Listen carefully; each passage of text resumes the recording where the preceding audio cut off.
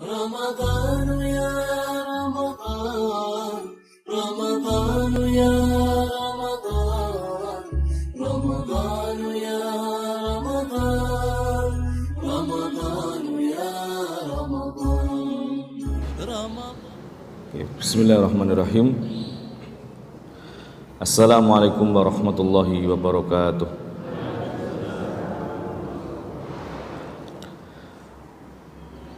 Alhamdulillahi ala ihsanih wa syukru ala taufiqi wa amtinani. Asyhadu an la ilaha illallah ta'dhiman li sya'nih wa asyhadu anna Muhammadan abduhu wa rasuluhu ad-da'i ila ridwanih. Allahumma salli wa sallim wa barik ala nabiyina Muhammadin wa ala alihi wa ashabihi wa man tabi'ahum bi ihsanin ila yaumi miqatih. Amma ba'du.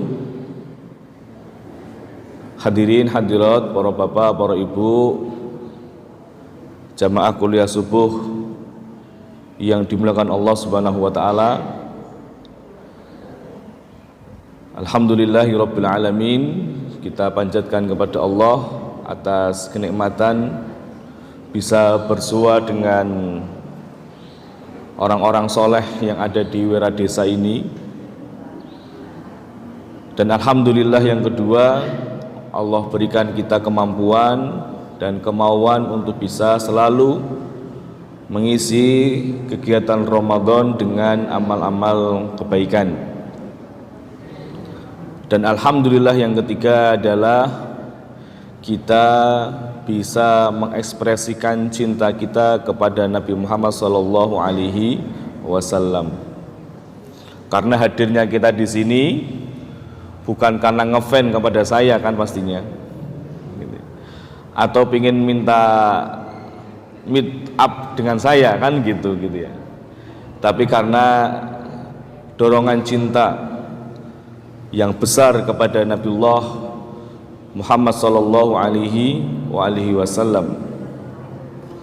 Karena banyak hadis yang menyebutkan tentang keutamaan di waktu subuh.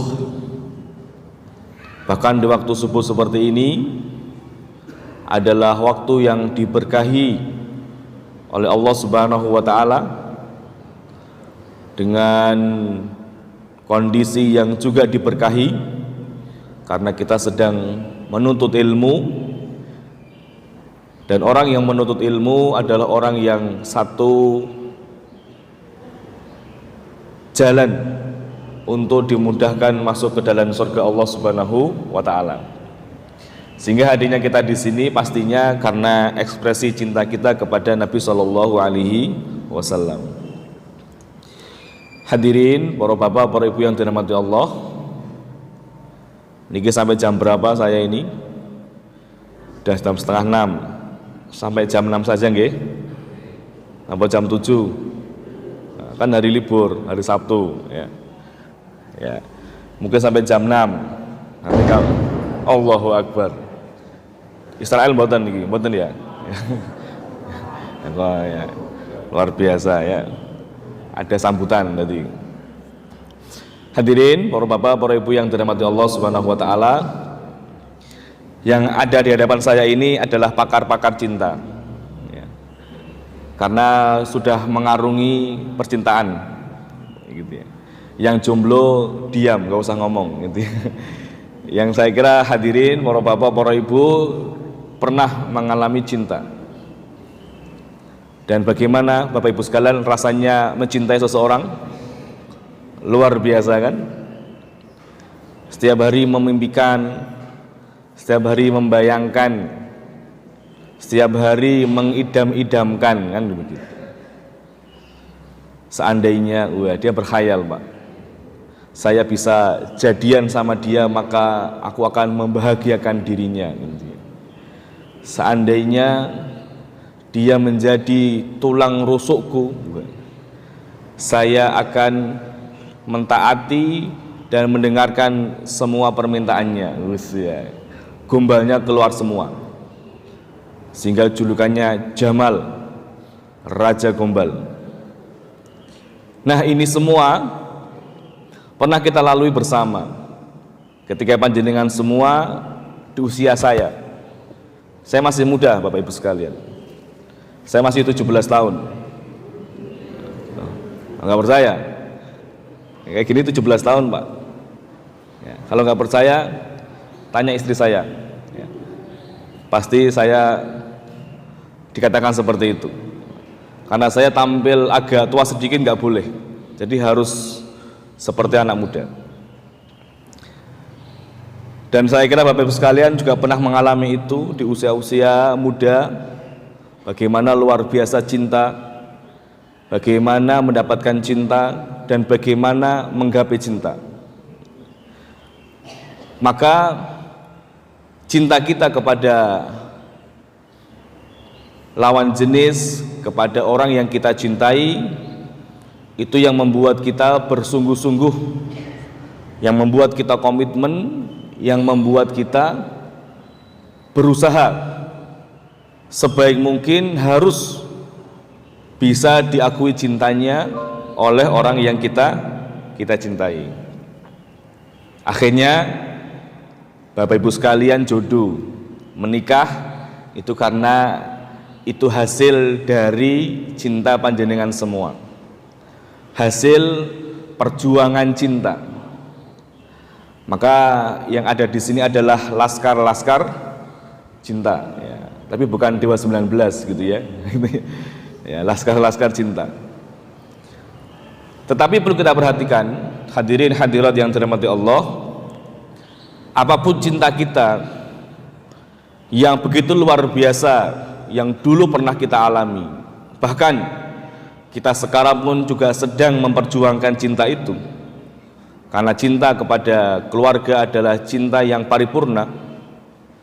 Tetapi cinta kita kepada Rasulullah SAW harus melebihi cinta kita kepada keluarga kita sendiri.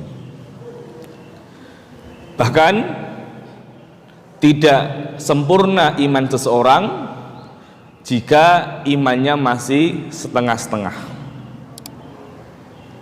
Tidak sempurna iman seseorang jika iman kepada Rasulullah hanya 10%,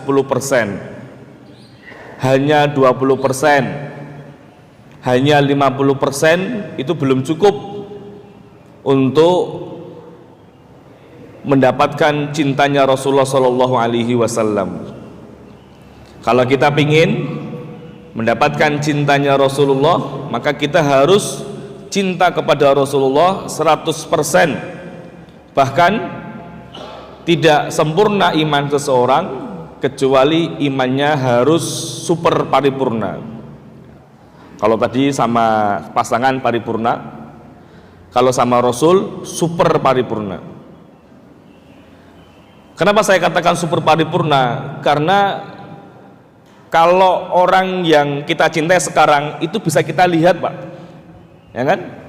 Bisa kita lihat, bisa kita pandang wajahnya, bisa kita lihat setiap hari seperti apa, gitu ya.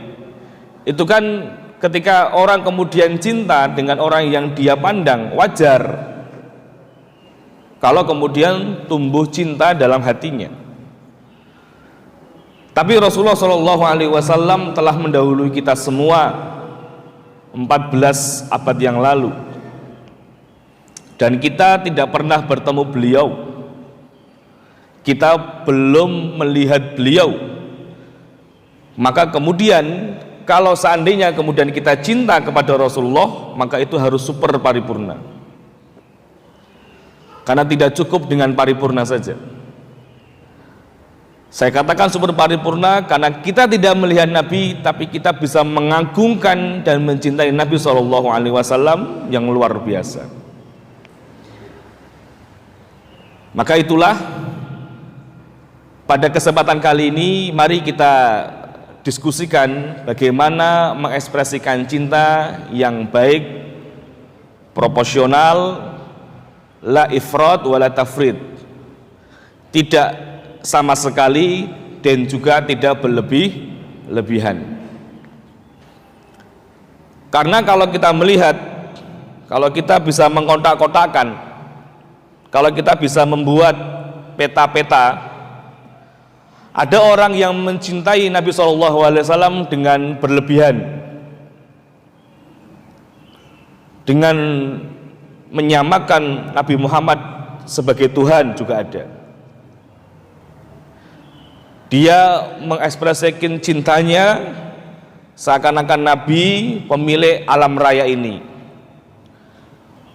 bahwa Nabi yang memiliki langit dan bumi, padahal Allahu walillahi ma fis samawati wa ma fil ard, dan yang ada di muka bumi ini adalah milik Allah Subhanahu wa taala. Jadi ada orang yang mengekspresikan cintanya berlebihan seperti itu.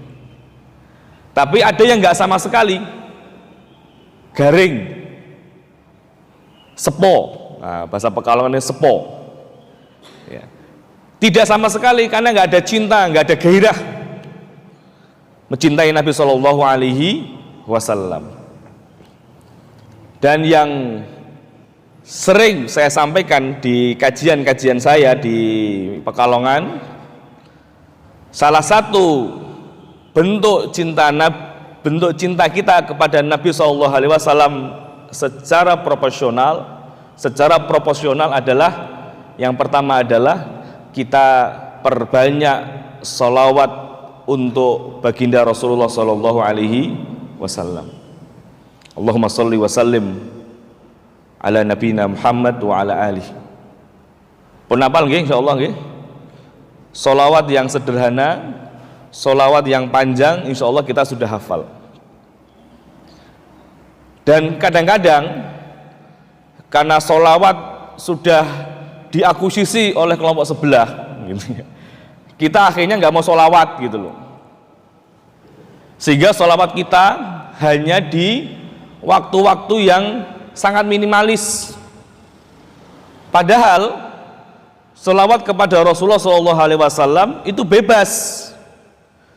Ya, kita perjalanan ke kantor membaca sholawat kepada Rasulullah SAW. Kita bekerja bersolawat kepada Rasulullah SAW. Ketika kita sedang ngomong anak, bersolawat kepada Rasulullah SAW. Lah, solawat-solawat ini yang harus kita selalu panjatkan walaupun tidak ada nama-nama khusus, solawat nariyah misalkan atau solawat apapun. Tapi yang jelas kewajiban untuk solawat harus ada dalam diri kita, karena itulah perintah Allah Subhanahu wa ta'ala. Innallaha wa malaikatahu yusholluna 'alan nabi ya ayyuhalladzina amanu shollu alaihi wasallimu taslima. Jadi kita diminta untuk memberikan sholawat kepada manusia terbaik sallallahu alaihi wa alihi wasallam. Bahkan ada sebuah hadis yang disampaikan oleh Al-Imam Dailami, yang hadis ini disahihkan oleh Syekh Albani rahimahullah, bahwa barang siapa man shalla alayya sholatan, barang siapa yang memberikan sholawat, bersolawat untukku, maka faqad waqalallahu bi minal malaikah inda qabri, maka sesungguhnya ada malaikat yang ditugaskan untuk mendampingi aku di dalam kuburan beliau.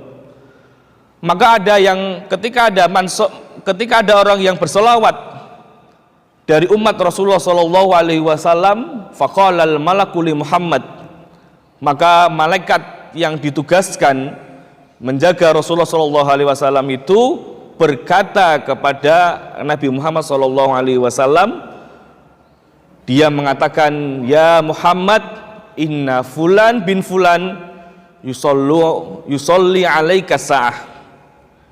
Wahai Muhammad, sesungguhnya Isa bin Nurdin, bapak saya namanya Nurdin, sedang bersolawat untukmu pada saat ini. Jadi ketika kita bersolawat kepada Rasulullah SAW, nama kita dikenal oleh Rasulullah. Namanya Pak Isa sedang bersolawat dikenal sama Rasulullah. Namanya Pak Mustaqim dikenal sama Rasulullah SAW. Bukan hanya Pak Mustaqimnya saja, bapaknya juga ikut disebut-sebut. Karena inna fulan bin fulan yusolli alaika sa'ah, sedang bersolawat untukmu pada saat ini. Makanya sambil mendengarkan ceramah ini, maka basahi lidah kita dengan bersolawat kepada Rasulullah SAW, sehingga nama kita berdengung kencang di hadapan Rasulullah SAW. Itu cinta yang secara proporsional. Tapi karena sudah diakuisisi, ketika orang yang ngedi-ngedike solawatnya dikira dudu Muhammadiyah, itu ya. Padahal biasa saja, karena solawat itu adalah min wajibatina, itu termasuk dari kewajiban kami sebagaimana perintah Allah Subhanahu wa taala dalam surah Al-Ahzab dan juga sabda Nabi SAW. Ya, man shalla alayya sholatan sallallahu biha asyra. Barang siapa yang memberikan solawat untukku satu solawat, maka Allah akan membalasnya dengan 10 solawat. Makanya ayo perbanyak, jangan garing Pak. Lidah kita ini harus banyak kita basahi dengan bersolawat kepada Rasulullah Sallallahu Alaihi Wasallam. Nah, itu proporsional, ya. Sehingga ketika di Jateng solawat Jateng, ya, atau Jateng bersolawat, komentar orang-orang, ki Muhammadiyah rasa NU jadi ini. Wih, emang solawat milik NU Pak? Enggak, solawat milik kita semua umat Islam. Tidak ada dikotomi solawat milik siapa. Solawat milik kita semua. Ya, kita bersolawat kepada Rasulullah SAW sepanjang waktu nggak apa-apa. Duduk di masjid bersolawat, menunggu sholat, mau qomat bersolawat kepada Rasulullah SAW. Karena semua yang kita lantunkan semua akan dibalas oleh Allah Subhanahu wa Ta'ala. Jadi tidak ada ketika Pak Ayahanda Dr. Gyaji Tafsir membuat kegiatan Jateng bersolawat, wah ini ketua melu NU gitu ya. Enggak ada gitu ya. Itu ya karena dalam ekspresi cinta yang proporsional. Ya. Ya walaupun ketika di panggungnya ya gitu-gitu tok solawatnya gitu ya. Tidak ada yang lainnya gitu ya. Tapi apapun kegiatannya, maka mari kita isi juga dengan salawat kepada Nabi SAW, dan saya kira banyak hadis-hadis yang menjelaskan tentang itu. Saya sampai nulis buku namanya wasiat-wasiat yang perlu diperhatikan seorang muslim. Nomor 4, poin yang saya tekankan adalah pentingnya bersolawat kepada Rasulullah SAW. Saking cintanya kita kepada Rasul seperti itu. Makanya itulah bukti cinta kita kepada Rasulullah SAW. Itu yang pertama. Jadi kalau kita benar-benar cinta kepada Nabi, maka kita harus memperbanyak salawat kepada Nabi Muhammad SAW. Kemudian yang kedua, ketika kita benar-benar cinta kepada Rasulullah SAW, maka kita akan mengamalkan sunnah-sunnah beliau. Kita akan menapaktilasi apa yang telah beliau lakukan SAW, apa yang beliau ajarkan kepada kita semuanya. Rasulullah SAW orang yang sangat perhatian kepada umatnya, orang yang luar biasa cintanya kepada umatnya, orang yang bahkan belum bertemu dengan kita, tapi beliau sudah memikirkan kita semua. Ingatkah peristiwa ketika Rasulullah SAW ketika mau diambil nyawa beliau, maka kata yang keluar dari mulut beliau adalah ummati, ummati, ummati. Duh umatku ku piye? Duh umatku piye? Duh cah sing Pekalongan kayak piye? Ya gitu ya. Kalau sudah ada Pekalongan saat itu gitu ya. Gimana ini? Jadi membayangkan. Dan itulah perhatian Nabi luar biasa kepada umatnya. Lah kita sebagai umat yang meneladani beliau, yang benar-benar cinta kepada beliau, maka kita harus mengamalkan sunnah-sunnah beliau. Dan jangan sampai ketika kita menjalankan sunnah-sunnah beliau ada cap-cap yang kurang baik. Ketika kita ingin menjalankan sunnah beliau, ingin meniru beliau, kita jangan dihiraukan dengan stigmatisasi orang-orang yang menjelek-jelekan orang yang sedang menghidupkan sunnah Nabi SAW. Dikoro kadrun kah gitu ya. Wah kayak kadrun kayak Gus bayangkan ya. Rasis gitu ya. Oh ya, dari ini orang yang berjenggot itu kadrun gitu ya, luar biasa gitu ya. Kemudian apalagi kadrun lagi gitu ya. Jadi kadrun dikaitkan dengan sunnah Nabi SAW waliyadzubillah. Ya. Dia nggak sadar bahwa dia adalah orang yang kelak akan membutuhkan syafaat Nabi SAW. Apakah dia tidak sadar ketika nanti di yaumil mahsyar semua akan meminta bantuan ya kepada Rasulullah SAW? Maka jangan sampai kemudian kita gampang sekali untuk mengeluarkan statement-statement seperti itu. Kadal gurun ya. Kalau yang berbau Arab dianggap sebagai kadrunisme, ya, kadrunisme gitu ya. Apapun pilihannya ya terserah. Yang penting semuanya berdasarkan dalil gitu saja. Jangan sampai ada stigma-stigma seperti itu. Ya. Muhammadiyah tidak pernah menyalahkan orang-orang yang menghidupkan sunnah, nggak ada masalah. Cuma Muhammadiyah harus menjelaskan dengan baik posisi hadis tersebut seperti apa, kedudukannya seperti apa, tapi tanpa menjelek-jelekan orang yang menghidupkan sunnah Nabi SAW. Misalkan dalam perkara isbal, misalkan celana, itu kan banyak hadisnya, dikumpulkan oleh para ulama-ulama, dikategorisasikan. Ada yang ternyata berpendapat seperti ini, seperti ini. Orang yang kemudian mengatakan bahwa harus di atas mata kaki, silahkan, monggo, silahkan.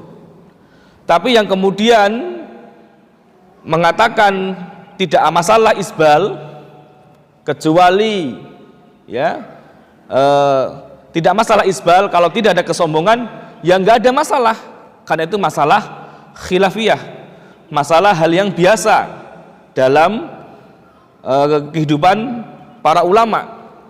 Perbedaan seperti itu biasa saja, artinya saling menghormati pendapatnya. Sehingga Muhammadiyah mengambil pendapat yang kedua dengan berbagai pendekatan, karena ada hadis khuyala, ada hadis tentang masalah khuyala, tentang kesombongan, dan dikaitkan dengan asbabul wurud, ya, kontekstualisasinya seperti apa. Sehingga Muhammadiyah mengambil isbal nggak ada masalah, ya, kalau tanpa kesombongan. Sedangkan di kelompok yang lain, misalkan dengan mengatakan bahwa harus data masa kaki, silahkan, tapi jangan menyalahkan orang yang berpendapat seperti ini. Semua saling berpendapat dengan dalilnya masing-masing, dan semuanya adalah cinta kepada Rasulullah SAW. wasallam. Ini juga cinta kepada Rasulullah dengan hadis-hadisnya, yang ini juga cinta kepada Rasulullah Shallallahu Alaihi Wasallam. Jadi nggak perlu diperdebatkan. Yang dipermasalahkan adalah orang yang menjelek-jelekan, orang yang memberikan stigmatisasi, orang yang kemudian memberikan narasi-narasi yang kurang baik bagi orang-orang yang menghidupkan sunnah Nabi ini. Ya. Misalkan dikira kebanjiran kah, misalkan gitu ya. Atau entah kurang bahan apa piye, lah itu nggak boleh seperti itu, Pak. Ya biasa saja. Kalau Anda nggak isbal ya silahkan, yang kita seperti ya silahkan, nggak ada masalah. Semuanya ada dalilnya masing-masing, gitu saja. Jangan ada kemudian narasi-narasi mempermainkan sunnah Nabi Shallallahu Alaihi Wasallam. Anda boleh senang sekarang, tapi nanti Anda akan kapok di akhirat nanti. Anda mungkin bisa bangga jelek-jelekan sunnah Nabi dengan narasi-narasi ini. Anda bangga, Anda senang, membuat orang tertawa. Tapi ingat, yang Anda lecehkan, yang Anda hina, ini adalah sunnah Nabi SAW, yang kelak Anda akan bertanggungjawaban di hadapan Allah, yang kelak akan dihitung sama Allah ini. Apakah Anda termasuk orang yang mencintai Nabi atau tidak? Karena Anda telah melecehkan sunnah Nabi SAW. Muhammadiyah nggak pernah membahas menjelaskan itu, nggak pernah. Muhammadiyah proporsional, sesuai dengan pendekatannya Bayani, Burhani, Irfani. Dengan 3 pendekatan ini sehingga memahami hadis itu secara komprehensif, memahami dalil secara komprehensif, dan tidak pernah menjelek-jelekan orang yang berbeda pendapat dengan Muhammadiyah. Jadi nggak perlu khawatir. Makanya ketika kita menjalankan sunnah, ya sudah, ini yang kita yakini sudah bismillah, tanpa kemudian kita menjelek-jelekan, tanpa kita menjatuhkan dan membuat stigma yang kurang baik. Inilah bentuk cinta yang proporsional. Ada yang mengatakan bahwa ngikut jenggot itu bodoh. Nah, itu ngawur sekali, Pak. Orang yang panjang jenggotnya jadi tumpul akalnya, jadi bodoh. Wah, itu ngawur sekali, Pak. Ngawur sekali itu. Dia akan mempertanggungjawabkan omongannya besok di hadapan Allah Subhanahu wa taala. Orang yang jenggot dia silahkan, enggak juga enggak masalah. Emang Messi itu orang yang bodoh atau gimana itu ya? Messi kan jenggotan ya, Pak Messi ya. Messi jenggotan, siapa lagi? Antonio Rudiger ya, juga jenggotan juga, Pak. Virgil van Dijk, wah, jenggotan juga, Pak, gitu ya. Emang dia bodoh gitu ya. Berarti dia telah membuat stigma yang kurang baik bagi orang yang ingin memelihara jenggot. Ya pakai jenggot silakan, ya juga nggak apa-apa. Yang penting semua ada dasarnya, pakai pijakan dalil. Itulah ekspresi yang benar terhadap cinta kepada Rasulullah Shallallahu Alaihi Wasallam. Makanya dalam konteks kita mencintai Nabi, itu kita mengamalkan sunnahnya tanpa menjustifikasi orang yang berbeda dengan kita. Ya. Saya rodok miris, Pak, ada orang yang mengatakan seperti itu. Dia adalah orang yang alim, tokoh, tapi kok ngomongnya seperti itu. Ya.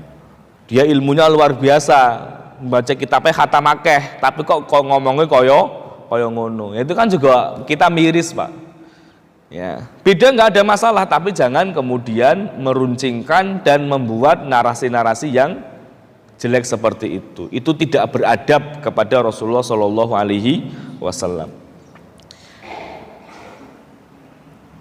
Banyak sholawat, kemudian mengamalkan sunnah-sunnah beliau. Ya. Mau lanjut atau sudah? Ini jam 6. Ini masih ada 8 poin lagi soalnya. Gitu ya. Ya, satu lagi ya, biar ganjil. Innallaha yuhibbul witra. Allah suka yang ganjil-ganjil, Pak. Itu ya. Yang ketiga adalah bentuk cinta kita kepada Nabi secara proporsional adalah kita tidak melakukan bid'ah.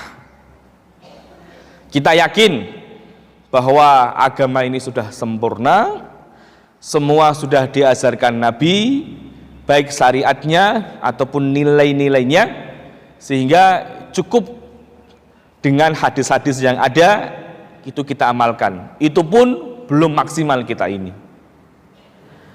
Kita percaya dengan firman Allah Subhanahu wa taala, "Al-yauma akmaltu lakum dinakum wa atmamtu 'alaikum ni'mati wa raditu lakumul Islam madina." Hari ini telah aku sempurnakan agama buat kalian. Sudah sempurna. Semua sudah diajarkan Nabi, ya. Bahkan Nabi SAW mengatakan bahwa taraktu fikum amroini ma in tamassaktum bihima lan tadillu abada, kitabullah wa sunnata rasulih. Rasulullah meninggalkan dua hal, yaitu Al-Quran dan hadis. Dan aku meninggalkan kalian itu seperti siang yang begitu terang benderang. Sudah jelas mana yang halal, mana yang haram. Makanya dalam kemuhammadiyahan, perkara yang perlu ditekankan adalah jangan membuat perkara-perkara bid'ah. Jangan mengada-ngada dalam masalah agama ini. Cukup dengan apa yang sudah ada tuntunannya dari Nabi SAW. Sholawat, bagaimana sholawat? Ya sudah, sholawat sebagaimana yang kita tahu, sebagaimana yang terdapat dalam hadis Nabi SAW. Allahumma sholli ala Muhammad wa ala ali Muhammad. Sudah, itu sudah sholawat lebih baik.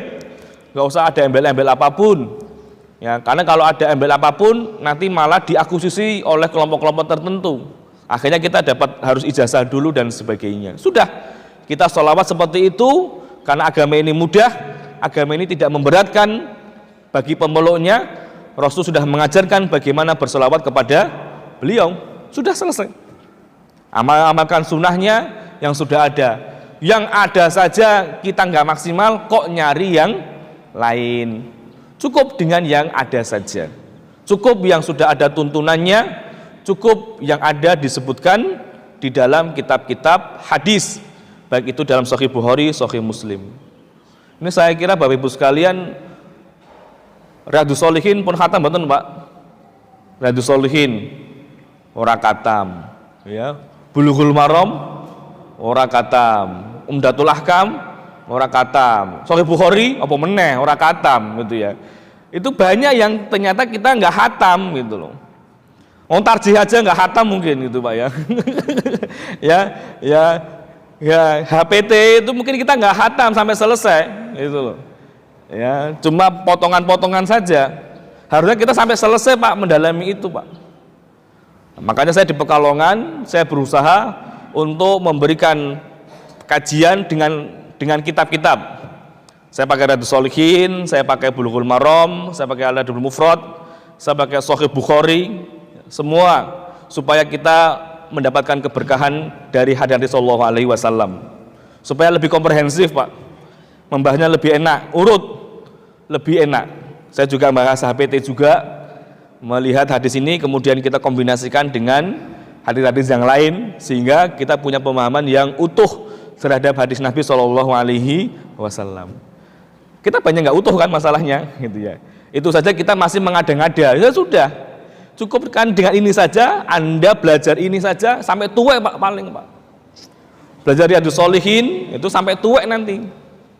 Belajar Bulughul Maram, saya mulai dari Ramadan kemarin, Syawal, sampai Syaban kemarin terakhir, Pak, di Masjid Al-Ihsan, Keraton itu, baru sampai hadis yang ke-70, Pak. Padahal saya ngajinya setiap pekan. Luar biasa lama. Al-Adabul Mufrad lebih lama lagi, 2 tahun, baru sampai hadis yang ke-100, Pak. Karena lama, karena kita perlu detail dalam menjelaskan hadis Nabi Shallallahu Alaihi Wasallam. Maka banyak yang perlu kita pelajari atau banyak yang ternyata kita belum khatam di situ. Maka dengan ngaji seperti itu kita jadi tahu tentang bagaimana perangai Nabi, bagaimana sunnah Nabi yang baik seperti apa, sehingga kita bisa menapaktilasi Nabi Shallallahu Alaihi Wasallam. Dan itu adalah bentuk cinta yang proporsional. Mungkin 3 ini aja, ya, oleh-oleh dari saya. Banyak sholawat, mengamalkan sunnah tanpa mengkebiri yang lain. Yang ketiga adalah cukupkan dengan hadis-hadis yang ada, jangan melakukan bid'ah, karena ajaran dari Kiai Ahmad Dahlan juga seperti itu. Beliau orang yang juga ikut dalam menghidupkan sunnah-sunnah Nabi. Ketika ada yang tidak sesuai, beliau tinggalkan. Ketika ada baca zikir-zikir setelah sholat, beliau tidak ngambil itu, karena ini tidak ada tuntunannya dari Nabi SAW. Banyak ajaran dari Kiai Ahmad Dahlan yang harus kita cermati, karena beliau paling tidak contoh yang paling dekat, ya. Karena kita kan ihdinas siratal mustaqim siratal ladzina an'amta alaihim. Kita diminta untuk menapatilasi atau mengikuti jalan yang lurus, jalannya orang-orang jalannya orang-orang yang engkau beri nikmat. Siapa itu? Orang-orang soleh, orang-orang syuhada, para nabi. Nah, Kiai Ahmad adalah orang yang soleh yang perlu kita ikuti juga, dan beliau sangat kencang sekali dalam masalah bid'ah ini. Banyak hal-hal yang beliau tinggalkan dalam rangka untuk menghidupkan sunnah Nabi SAW, dan saat itu resiko beliau luar biasa, mendapatkan caci maki, mendapat perlakuan yang kurang baik, tapi beliau tetap tegar, tetap konsisten dalam menghidupkan sunnah-sunnah Nabi SAW. Luar biasa. Ini beliau nggak ambil karena ini tidak ada sunnahnya. Oh, ini nggak ada sunnahnya, banyak. Kalau itu mau kita bahas, luar biasa. Itu konsistensi beliau dalam menghidupkan, dalam mengekspresikan cinta Nabi secara proporsional, dan semoga kita bisa menapatilasi beliau, Allah yarham Kiai Ahmad Dahlan, dan juga bisa menapatilasi manusia terbaik yaitu Rasulullah Shallallahu Alaihi Wasallam. Karena Kiai Ahmad Dahlan itu kalau kita urutkan nasabnya sampai kepada Rasulullah Shallallahu Alaihi Wasallam. Artinya kalau kita mengikuti Kiai Ahmad Dahlan, berarti kita mengikuti cucu atau keturunan dari Nabi Shallallahu Alaihi Wasallam. Saya kira itu yang bisa disampaikan.